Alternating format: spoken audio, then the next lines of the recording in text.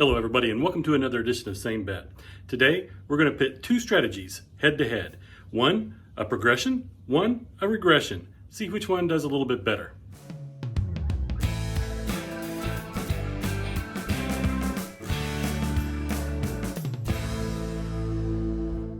Alright, so here we go. We're putting a progression strategy against a regression strategy.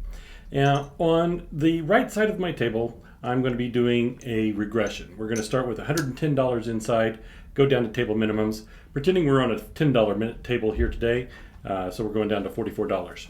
On the left-hand side, we're starting with $44 inside and building our way up. All right, here we go. Dice are out. Now, you'll see that I'm doing something just a little bit different with my grip. All right, so we're going to start with a 4-1-5. So I've noticed that I've been having a problem. That as I lay my, I can't really show up very well, but as I lay my hand on the felt, sometimes I'm a little bit cockeyed, sometimes I'm a little bit like that. So what I'm doing this time, and you'll see it here in a minute, I'm actually kind of twisting the dice so the edges are along the felt, and when they're along the felt, then I know that at least I'm level starting right there, and then I just push them up. Watch what happens right here. So I'm setting to the hard way set, 5-4-5-4. There we go. Now see how they're angled and the edge of the dice were on the felt, and then I rotated it up. And now we're going to release them. Here we're going to do a slow-mo instant replay. Wish it was a little bit higher resolution, but that was a beautiful looking shot. Come out with a hard 4. All right, so nothing is, I also moved my all tall small right down there where you could see it a little bit better and eliminated the glare that was on some of the other videos. And I also use that for tracking numbers of rolls. I used to throw chips out there on the place bets, but things got really confusing and it was hard to keep track of them. So I like using the little all tall small symbols to work with. All right, there we've got a 4-2-6. So we are going to win $35 for that 6. Mark it. And you might recognize, if you're on a large enough screen, you might recognize the chips that I'm using down there for the all tall small. It's from the different members of the Craps Nation that have created their own chips, and we've done kind of a share program. I'm having trouble hearing you. Okay, Siri's having trouble hearing me. Okay, never know what you're going to get interrupted with when you're doing a video here. Okay, so it looked like I did a collect on the left-hand side. And I'll tell you, that's one of the things that I press and collect, press and collect, press and collect. I get it wrong sometimes. I'll press twice or I'll collect twice. I'm not real disciplined about figuring that out. All right, let's move those dice up. Dice are out. And it's a 3-1-4. Okay, so I saw that I have a sleepy 25-25 chip there, and I just added another orange chip on top of it to indicate that's the second time that I hit that number. Now I'm not really going to be broadcasting. I hit 5, 6s, blah blah blah blah until the very very end, and then I've got a stat pages that I'll share with you and tell you how we did. All right, a 4-2-6. So we're already well into this roll, and I've regressed that first one. I took one hit off of that 110 on the inside, and then I went to 44 inside. Now, there are many different regression strategies that you can use, and this one actually wasn't a good one. And the reason I say that is you're going to win $35 on any one of those inside hits, but then I'm going up with 44. So I'm not really paying for that second one. I still need a second hit in order to make it work. Here we go. Dice are out. There it is, 6-1-7. 7 out. Hey, real quick, while we're resetting all of the bets, take this opportunity to hit that subscribe button down below. Don't forget to ring the bell and get notified of any new videos that I'm putting out. Thanks. All right, so we've got $10 set on the pass line on both sides. And yeah, let's watch it again. I'm really liking how I'm doing that. Leveling them up, bringing them up, and then letting them fly. I really like it, except for when I get a 7. At least it's a come out 7 this time, and we are going to win on the pass lines. Now, my friend Mel over at Craps Hawaii, he and I were in the craps tournament round 1, and I like to say I beat myself on that tournament, and he moved on to the next round. But come out sevens just killed me, and I was working him. Another come out 7, so go figure. But yeah, so Mel, if you're watching this one, shout out to you. I'm not working on the come outs on this one. Okay, we're setting 5-4-5-4, the hard way set. Dice are out. There we go. 5-3-8. We're going to set a point of 8. Yeah, so I started to talk about that just a minute ago, that my regression strategy isn't the best strategy to show this thing off. Because normally what you'd want to do is take your winnings from the one hit and down and use that to continue with. And I wasn't making enough on one hit and down. It required that second hit. But on the flip side, the other side of the table, where we're doing the 22 or 44 inside, and we're just doing a press and collect, you're going to have to win at least 4 times to make money in that strategy. All right, there we go. Another 8, 5-3-8. That's a frontline winner. So which one's best? Well, it really depends. This isn't a fair competition, to be honest with you, because it requires. Oh, what do I want to say here? It's not a fair competition because every table is going to be different. Every shooter is going to be different. And this string of rolls, we're going to have a winner and we're going to have a loser. But that doesn't mean that one strategy is better than the other. All right, here we go. Dice are out.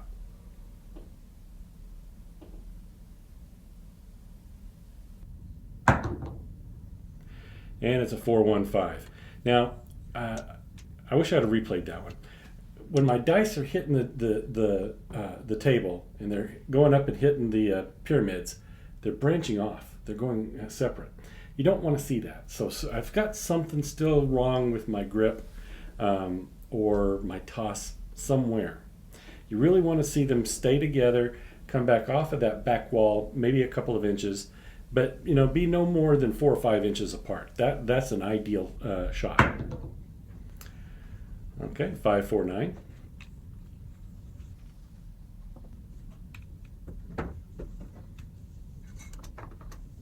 Okay, we marked the 9 down at the bottom.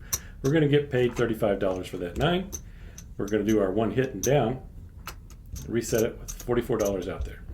And a couple of you guys that watch the videos regularly and giving me a hard time for not pulling my place bet down and putting it for odds, you got me again. I left it up there again. It's just old habits die hard. I'm liking this point of view. I hope you guys like this from down here as well. All right, that took a very weird bounce. So as they hit the table, they didn't actually hit the back wall. They jetted over to the side really fast. Now, I don't know if I'd get in trouble in a casino for that or not. I'm assuming I would because they didn't hit the wall. But yeah, that's what happened that time. All right, looks like we're into our pressing strategy. I've got some money on the 10 down there. Points on the 5. And setting to the hard way set, 5-4-5-4 with the green die on the left and the red die on the right from the shooter's perspective. Level it up. Dice out. That was a good looking roll. 6-3-9. So the green die went off axis, but it had just enough energy to hit the back wall, came back just a little bit, and the 2 dice stayed fairly close together. That's what you want to look for. All right, so we are paying that 9 and just racking it up on the regression side, and we're I didn't see if we pressed it up or collected on that one, but yeah, it's press and collect time. Okay, level them up. There we go. Dice out. Again, another good looking shot. I keep getting that left die keeps going off axis. I'm not skilled enough to be able to control that, but it doesn't stop me from trying.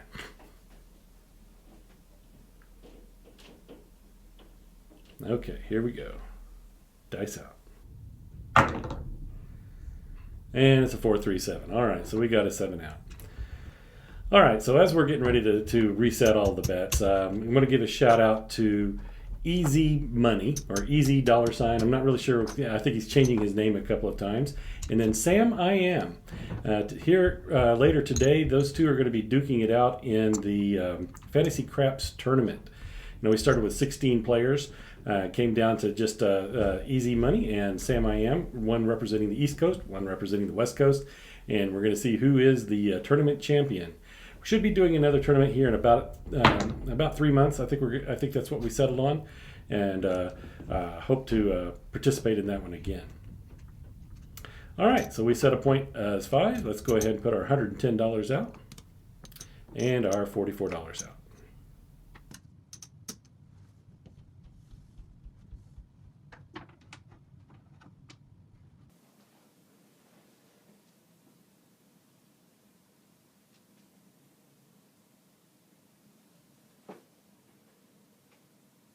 Now I've also noticed that I'm not putting my hand in the same place every time. Sometimes I put it up further into that don't pass bar. Sometimes I have it in the pass line. So that's one of the things that I need to work on, is a little bit more consistent on where am I putting that, placing the dice before I launch them. Now, since I'm the shooter, the dealer, and the player, I'm constantly moving around. So I'm not always in the exact same spot. I could be a couple of inches one way or the other with each roll of the dice. All right, 5, 3, 8. So sometimes I'm a little closer to where the let's see here. Let's use the pass line as a reference. Stick left 1 is about 2 inches to the left of the pass line on my table. So that's where I should be. Now, like I said, sometimes I'm an inch or two to the right, and it might not be in the exact same spot. What I'm trying to do is I'm trying to take those dice and go directly in front of my nose, just straight down, and that's where I want to set it. And then I slightly bring it back and let them rip. Dice out. Okay, there's another 5, 2, 7.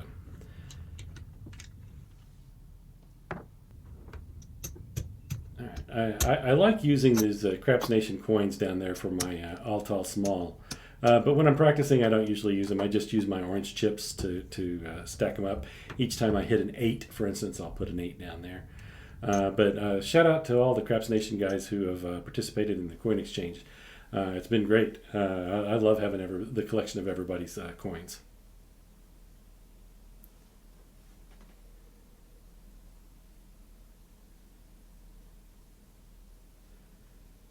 Dice out. And it's boxcars. All right. So, here's another interesting thing. So, since I'm doing that kind of tilt, the dice are kind of sitting more on, more the edge rather than flat on my fingers. Watch this. And it's affecting the roll off of the tips of my fingers.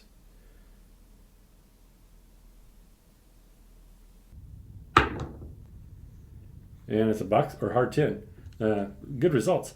So it's something that I want to play with for a little while. It feels good, it feels right, and it makes me feel confident that my hand is flat against the deck before I launch the dice. All right, so we're setting up our bets that we must have hit a point or we hit 7 out. So we've got our 44 inside on one side, on the left side, and 110 on the right side. Here we go. That's a Craps 3. Now, I could tell when I shot that one out that as I brought my hand back, I didn't bring it straight back. I actually brought it in towards my body just a little bit. That's one of the that's really one of the reasons I started to do this in the first place, is I really wanted to see my shot and see how I'm doing and what kind of micro adjustments do I need to make. There we go, it's a 5-1-6. Now, I've been doing this for a year, and I don't know if I'm any better today than I was a year ago. I know more, and I'm more comfortable making the videos, but my SRR probably isn't much better than it was back then. And hopefully you saw my video a couple weeks ago about redoing the table and the alligator walls. You can see over there to the right, the two sets of alligator walls, they're not lining up perfect, and so that's something else I need to work on. I don't usually hit the back wall right there, so it doesn't really matter, but visually it annoys me. Dice are out. And it's a hard 4, again with the split. Yeah, so when I redid my table, I moved the felt much closer to me so I could reach the back side a little bit easier. But what that also did is it created a lot of blank space in the back end of the wall. So I need to figure out some way to do some decorating on it, make it look a little bit better. 9, so 5, 4, 9. All right, so we're going to get paid $15 or $14. And we're going to get paid $14 here. We're going to move it over to the 4 and rack $4. Green die on the left, red die on the right.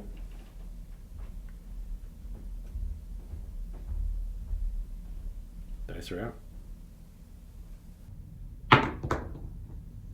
And it's 5, 1, 6. This time it was the red die that went off axis. All right, so we're going to make $14 on this side, or 15 for 1. And like I said, I was going to just rack anything that I won after the regression. And that's another point. So a lot of times when you do a regression strategy, you shift the risk to the very first throw. Once you make your money, then you're risk-free going forward. You're playing on house money. Most people will do a press and collect or some sort of progression type of strategy after they regress. Very few people actually same bet it. I just did it here for comparison's sakes.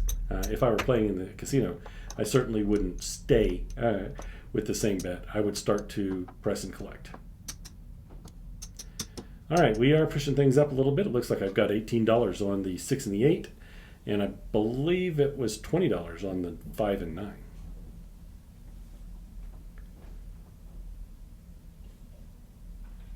Here we go. Dice are out. And it's a 6, 2, 8. Beautiful looking shot. Red die went off axis, but really, that's what you want to see. So what have we got? I'm not staying on those shots long enough to be able to give a shout out to people, but trying to go from memory, I've got a chip from Toothpick Ted, Craps Hawaii, Bird Dog 301, Sleepy 2525, Color Up. I've got one from George from Cyprus. That's a 415. And 36 Full Press. I've got Casino Quest, Pat OU812. And gosh, guys, forgive me if I'm forgetting somebody. I think I probably am, but on my next video, I'll give a screenshot of those chips a little bit better. Yeah, I really do like this view. You can easily see my bets that I have down there. Not a bad view at all. All right, rotate those dice. You saw me probably move my hand just a little bit. I realized that I keep pulling my hands closer and closer to my body and not as far out as I normally would. All right, that was a 6, 2, 8.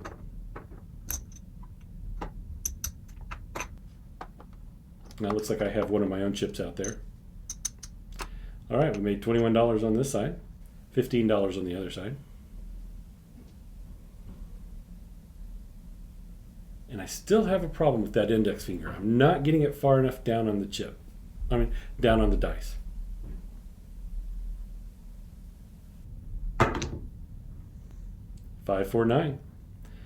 Okay, that's going to be another $15. Mark that 9. I said $15.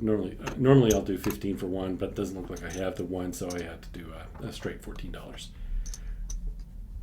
And $28 on this side. So I was down actually quite a bit there a little while ago. This is a pretty good long roll, allowing me to make up some losses here.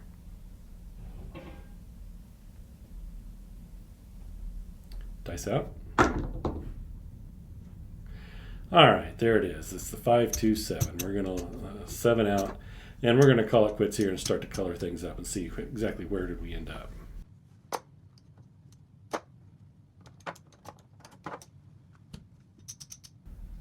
Let's color them up. We've got $100 in green chips right there. There's $1, 2, 3, $400. We started with a $500 bankroll. 25, 50, 75. So 475, 76, 77, 78, 79, 80. 480 bucks. So the progression side was down $20 for this particular session. The regression side, where we started with 102 inside, looks like we've got $500 in green. There's 25 in red, 50, 75, 100, 115, $119 in profit. So we actually did pretty well. All right, let's take a quick look at the stats. So our SRR for this particular set is 5.5, which is a little bit less than average. 6 is average. We did 33 rolls. We had 57.6 on the inside, 18.2 on the 4s and 10s, and then the SOR is 8.3 because we did have a pretty good long roll. What's interesting is the 4, 5, 6, 7. We had 4 rolls of each one of those throughout all of these. Overall, not bad. Didn't have any aces. Didn't have any yos. A couple of come out 7s and 4 7 outs. That's not ideal, but overall, it's not too bad, and we did make some money on the regression side. All right, guys, that's it for today. I hope you enjoyed this particular strategy. If you have any ideas for some strategies you'd like to see, drop me a note. I'd love to show them off. All right, again, good luck to Sam I Am and easy money in today's competition. I look forward to seeing who's the winner.